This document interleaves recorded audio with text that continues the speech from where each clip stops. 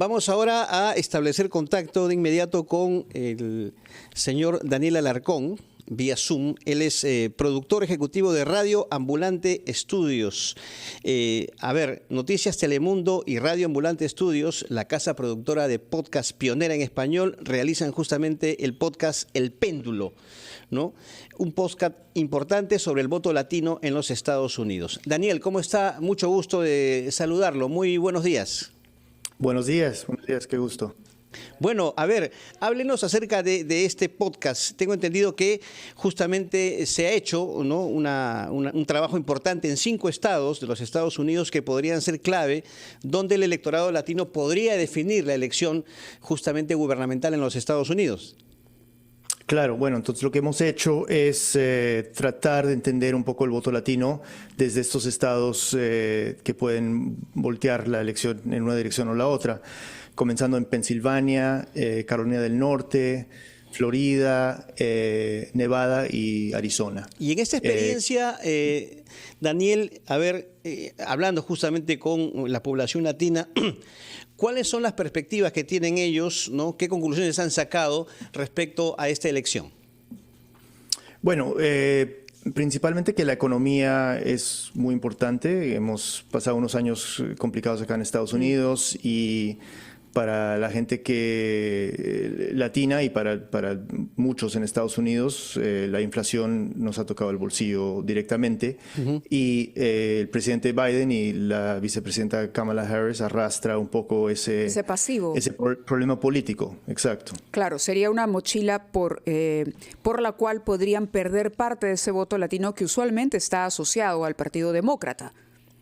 Sí, también hay una tendencia quizás sorprendente a aceptar la retórica de Donald Trump, que es bastante racista y anti-inmigrante y en muchos casos antilatina. A propósito de ello, Daniel, no es directamente vinculado al péndulo, pero imaginamos que tiene, por supuesto, algo que decir con lo ocurrido durante este meeting del exmandatario en el Madison Square Garden, cuando se lanza una broma, ¿no?, en la que se alude a Puerto Rico como isla de basura. La campaña de Trump se está intentando desmarcar, pero hemos visto que esto ha generado una ola de críticas en la que han alzado su voz personajes de todas las actividades, inclusive artistas que han dicho claramente que esto es, pues, está Ricky Martin, hasta el señor Fonsi, en fin, todos a través de las redes sociales emitiendo una condena con relación a esto. ¿Podrá la campaña de Trump desmarcarse de una broma que ha llegado en un último minuto o podrá ser determinante este escándalo en la elección? Bueno, yo no puedo dar predicciones así, pero desligarse de un comentario tan ofensivo, cuando toda la retórica de la campaña de Donald Trump ha sido con el mismo tono hacia los inmigrantes, me parece un poco como jugando. Sí, es absurdo. O sea, toda la campaña de Donald Trump ha sido así. Eso es retórica que él usa, si bien no esas palabras, usa esa retórica hacia los latinos a cada rato. Entonces, desligarse ahora ni empeorará ni mejorará, no moverá la aguja, como decimos coloquialmente, una broma. No, podría. O sea, las estrellas que mencionaste, incluyendo Bad Bunny, o sea, tienen 300 millones de seguidores en redes. Y en el estado de Pensilvania, que tiene una gran población puertorriqueña, claro, hay mucha gente que se siente bastante ofendida, y si hay algo que une a los puertorriqueños es ese deseo de defender a su isla con todo. Entonces, sí, la gente está muy, muy enojada. Claro. Y Daniel, ¿nota usted una evolución de la votación de los votantes latinos en esta etapa electoral con relación a elecciones anteriores que podrían ser fundamentales a la hora de justamente el voto final? Sí, lo que me ha sorprendido haciendo este reporteo es un poco cómo ha cambiado la relación de los latinos hacia el tema de la migración. Tradicionalmente, el Partido Demócrata pensaba, si somos más abiertos a la migración, entonces eso va a ganar votos con los latinos. Creo que con el tema de la economía y la sensación de que la inflación no está pegando, que no han subido los pagos como hubiéramos querido, porque hay nuevos inmigrantes que están peleando por esos mismos trabajos, los mismos latinos han cambiado un poco hacia la derecha y eso ha agarrado un poco desprevenidos al Partido Demócrata. Eso es lo que yo he visto reporteando. Bueno, lo que parece es que en algunos casos los gobiernos aprovechan justamente para lanzar estos discursos como una justificación a lo que, digamos, no han podido hacer desde un programa adecuado de gobierno. Es decir, permitir que la economía avance y crezca, y entonces encuentran, digamos, en la inmigración o la migración ilegal, ¿no?, una justificación para este declive económico o merma económica. Está ocurriendo en Estados Unidos y ocurre aquí también en América Latina, por ejemplo, cuando se atribuye al éxodo venezolano, ¿no?, la responsabilidad del incremento de la delincuencia y no se asume la responsabilidad directa desde una política de Estado. ¿Qué otras sorpresas ha revelado o qué otras impresiones que le hayan sorprendido después de este estudio podría compartir con nosotros? Bueno, esto no sé si es sorpresa, pero sí es algo que no se habla suficiente, que es la gran diversidad del voto latino en Estados Unidos. Es decir, bajo ese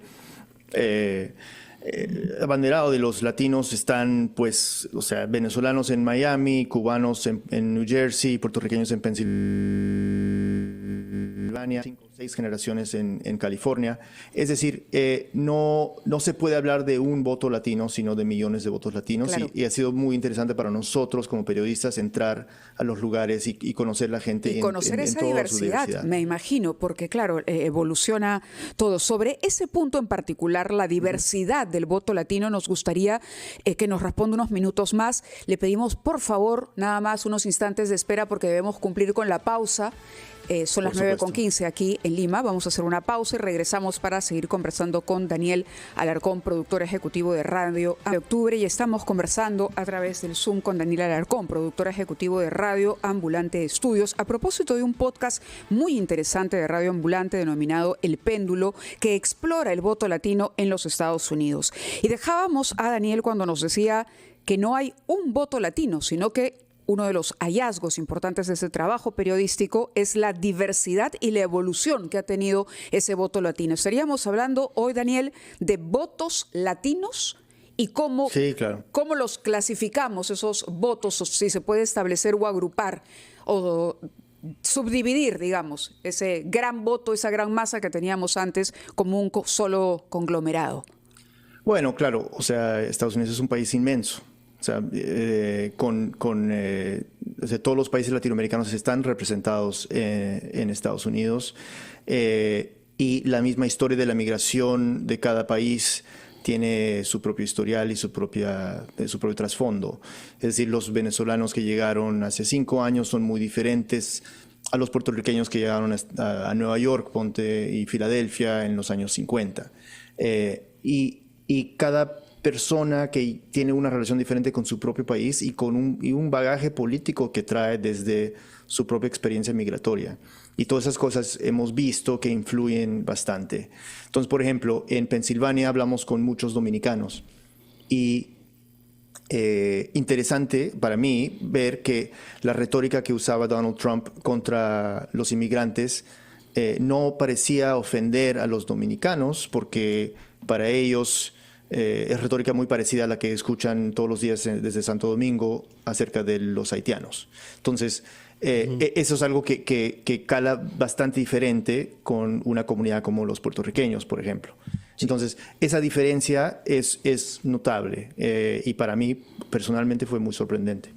Daniel, además del tema de la economía, ¿qué otros aspectos o qué otros temas preocupan o están en la consideración, de los pobladores latinos en Estados Unidos? O sea, lo que hemos visto en la economía, el tema de la migración, y es importante también recordar que el tema de acceso a los derechos reproductivos para el voto joven principalmente es muy importante, muy importante. La polémica en torno al aborto, por ejemplo. ¿Tiene totalmente, peso? claro. O sea, Donald Trump en su primera gestión metió a 3 jueces de la Corte Suprema. Sí. A raíz de eso volteó el poder hacia la derecha y quitaron el derecho al aborto que existía en todo Estados Unidos. Entonces, es algo que él tiene la responsabilidad por eso, y hay muchas mujeres y mucha gente en general que va a votar en contra de Donald Trump por ese motivo. Dicho sea de paso, no hay nada dicho, a días nada más de la elección. Nada. Sigue Yo no estoy aquí para dar predicciones porque yo lo realmente no se sabe. Exacto, pero escuchábamos las últimas encuestas que se han hecho y de verdad la diferencia es mínima, ¿no? Es decir, y va oscilando. Está muy peleada y cualquier cambio mínimo puede voltear un estado clave y cambiar lo que pasa el próximo martes. Hay un voto adelantado en los Estados Unidos, es decir, uno puede votar con anticipación. ¿Cómo marcha este proceso? ¿Funciona? ¿No funciona? ¿Hasta el momento se puede dar algún tipo de información para tener una idea de cómo ha sido acogido? Sí, se puede ver números de votantes que pasan su voto de manera anticipada.